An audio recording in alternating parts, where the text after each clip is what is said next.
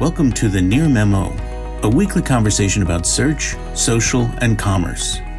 What happened, why it matters, and the implications for local. Hey, everybody. Welcome to episode 30 of the Near Memo with Mike, David, and me, Greg. And we're excited to now be in the top 1% of all podcasts in terms of longevity, I think. If not listener base.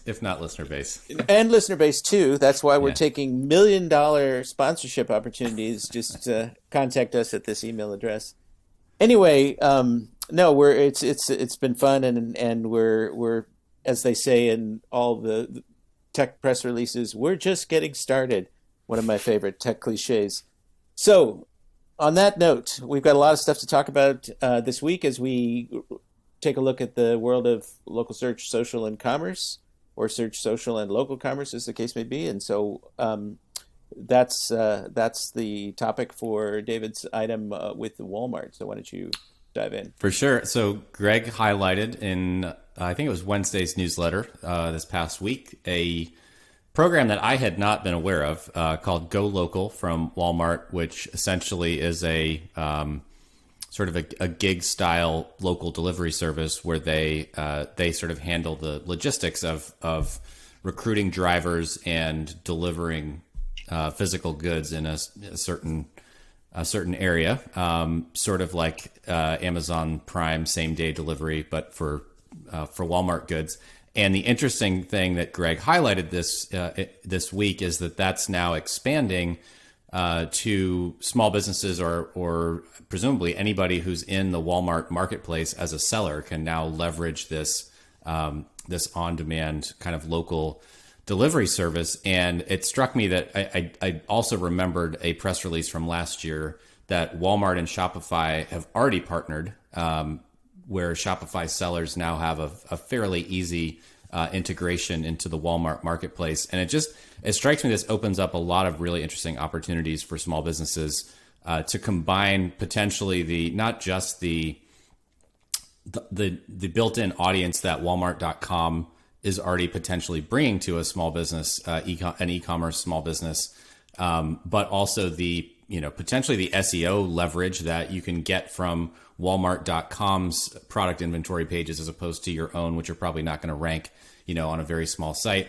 And then also Walmart handling this sort of local fulfillment potentially. It really gives a way for local businesses to scale into another channel very, very easily. And I think it's just a really, like, Walmart as an innovator, not necessarily two words you'd put together very often, but it seems like they're making a real go at least chipping away at sort of Amazon's e-commerce dominance, and partnering with small businesses as opposed to putting them under, which has been their historical MO in the brick and mortar space. So very interesting story, and kudos to Greg for highlighting it, because despite the fact that we all follow similar sources, I think that one had not come across my inbox. So. Well, I mean, what's interesting to me is, I think, as you point out, is that Walmart or Walmart plus Shopify represents this alternative universe now for small business merchants. You can exist entirely outside of the Amazon ecosystem and potentially, be successful. The one thing that might be an issue for some very small businesses is the API integration. So you don't have to be a Walmart seller, part of the marketplace, to use the GoLocal delivery infrastructure.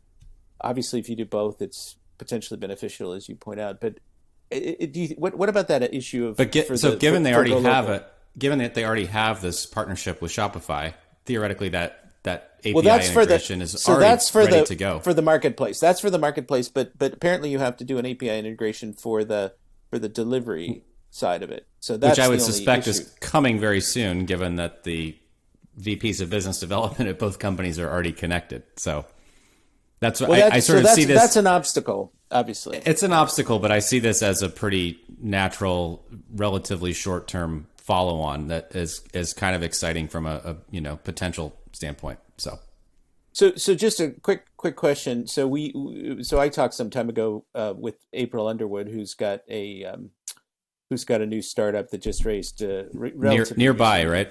Nearby, yeah, relatively recently raised, I think, a $21 million Series A, something like that, in the last couple of months. And what she's trying to do is, I mean, they're still trying to figure out all the dimensions of this, but it's a kind of end-to-end e-commerce enablement service for small businesses. They help them market online, they pick up the goods, they handle the logistics of delivery.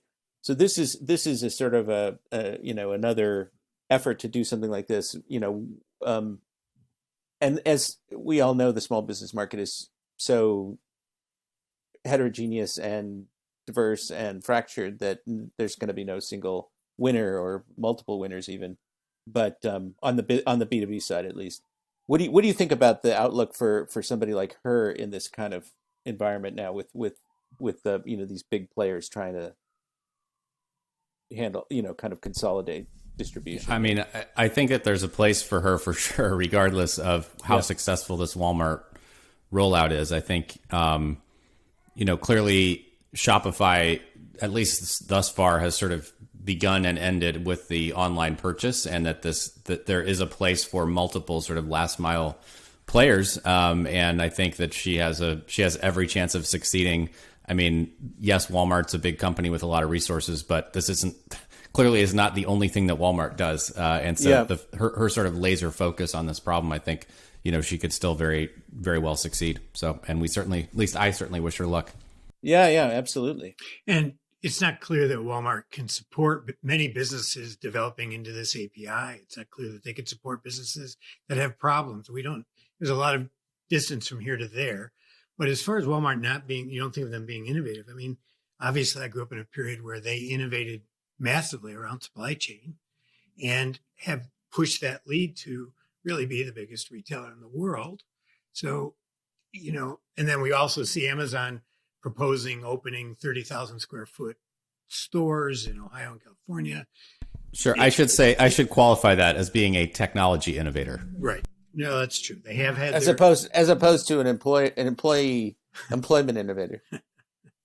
Although I think the culture of Walmart has changed somewhat over time for the better. I do see the likelihood that these marketplaces become hegemonic, one or two of them. It's likely that that's going to happen, right? I mean, it lends itself to that. Whether it's Amazon and Walmart, we don't know, but that's a very likely outcome given how the network effects and all the other things work online. Well, I mean, that's the sort of strange paradox or disconnect between the consumer side and the sort of B2B world, right? The Scott Brinker 85,000 logos now on the B2B side, and you've got like three or four on the consumer side, and it's kind of crazy. I guess part of the reason for that is because there's so much consolidated power on the consumer side that all the effort is going into sort of the back end. Thanks for joining David, Mike, and Greg. To stay on top of the latest developments in local, subscribe to our newsletter at nearmedia.co. We'll see you next week.